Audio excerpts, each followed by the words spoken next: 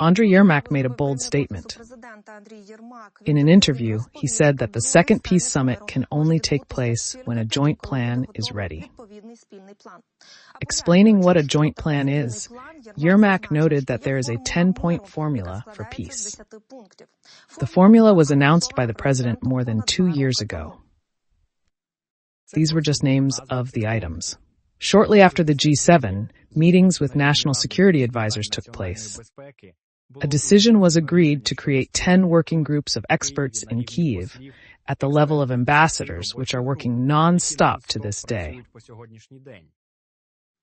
According to him, these working groups have already worked out the implementation of each of these points and the specific steps needed to fulfill each of these points. Andriy Yermak expressed hope for a second peace summit in 2024, but noted that certain conditions must be met for it to occur. Let's listen. The president has said several times that he is interested in it happening as soon as possible.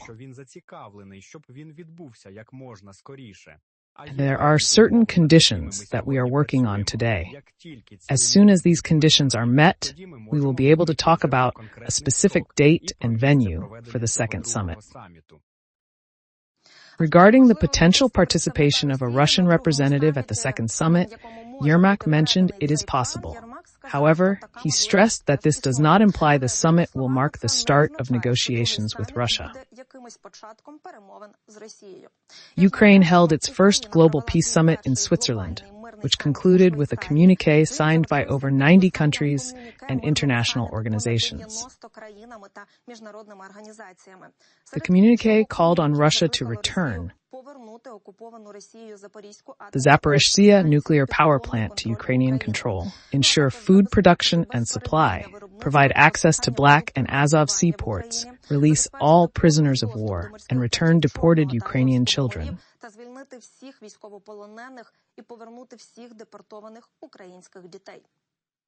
Aerial bombardment in the Kharkiv sector has decreased, with just one attack reported today. This was reported today, August 9th, by the Kharkiv Operational and Tactical Group of Troops. They note that the positions of the Ukrainian Defense Forces were shelled by Russian troops 429 times. Russia launched 40 kamikaze drone strikes. Also yesterday, August 8th, 115 people were lost to Russian troops in the north of Kharkiv region.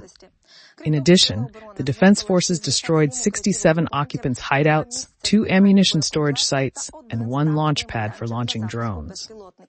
In the Kharkiv sector, the Russian army also lost the following equipment over the last day: 1 tank, 1 armored combat vehicle, 4 artillery systems, 25 vehicles, 5 special vehicles, and 20 UAVs.